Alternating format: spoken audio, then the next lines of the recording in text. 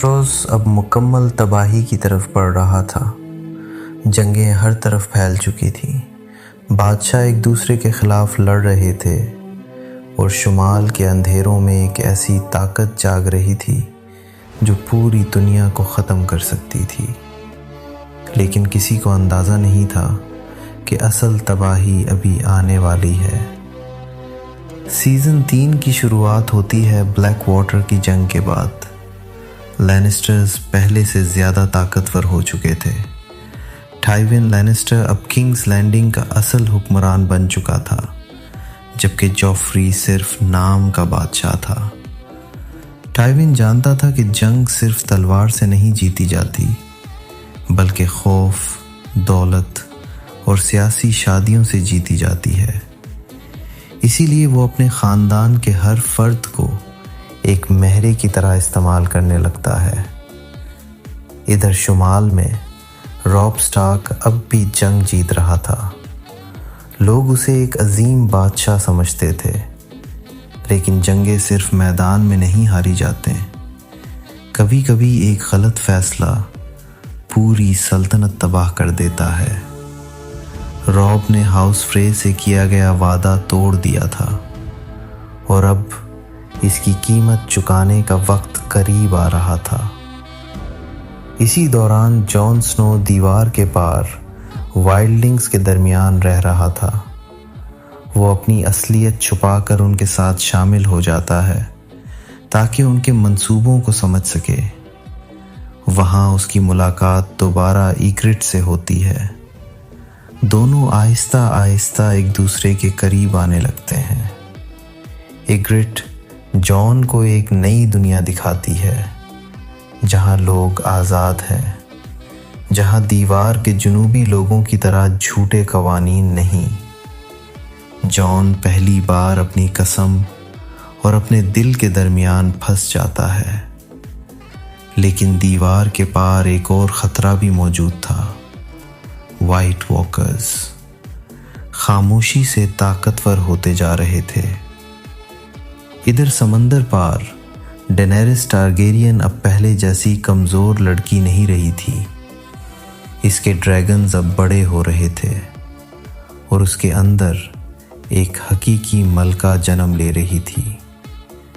Daenerys एक गुलामों के शहर एस्टापोर पहुंचती है, जहां ख़तरनाक सिपाहियों की फ़ौज अनसलीट फ़रोख्त की जाती थी। शहर के लोग उसे कमज़ोर समझते हैं, लेकिन डेनेरिस एक ऐसा कदम उठाती है जो पूरी दुनिया को हैरान कर देता है। वो अपना ड्रैगन देने का ड्रामा करती है और जैसे ही फ़ौज उसके हाथ आती है, वो हुक्म देती है, ड्रकारिस। ड्रैगन आग बरसाता है, पूरा शहर जलने लगता है और डेनेरिस हजारों अनसलीट सिपाहियों के साथ एक ताकतवर लीडर बन जाती है। ये वो लम्हा था जब दुनिया ने पहली बार महसूस किया कि टारगेरियंस वापस आ रहे हैं। इधर किंग्स लैंडिंग में सियासी खेल मजीद खतरनाक होते जा रहे थे। टीरियन लैनिस्टर मुसलसल अपने ख़ानदान के अंदर तन्हा होता जा रहा था। वो शहर को बचाने वाला हीरो था, लेकिन फिर भी इसे इज्जत नहीं मिलती। टाइविन उसे कभी कबूल नहीं करता। सर्सी इससे नफ़रत करती है और जॉफ्री हर गुज़रते दिन के साथ ज़्यादा पागल और जालिम बनता जा रहा था। इसी दौरान टाइविन ख़ानदान की ताकत बढ़ाने के लिए नई शादियां तय करता है।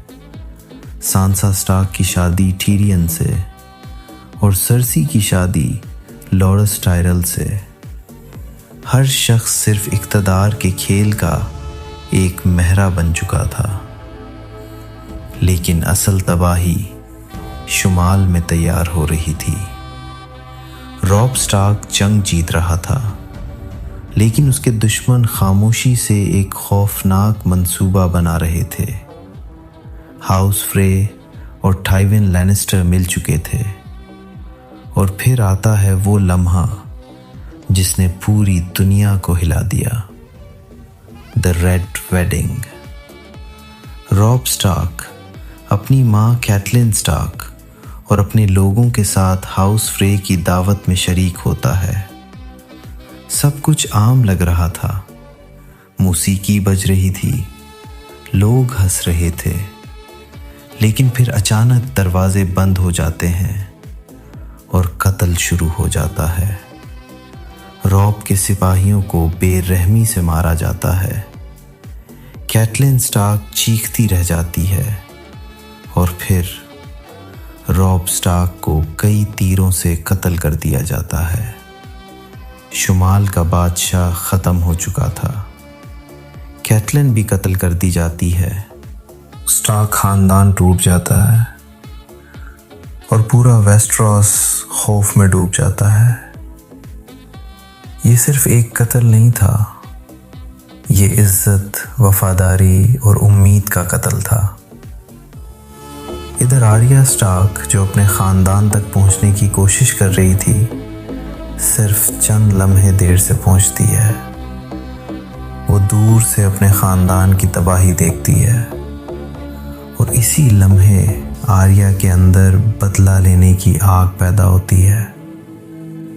सीज़न के आखिरी हिस्से में ब्रान स्टार्क शुमाल की तरफ सफ़र जारी रखता है।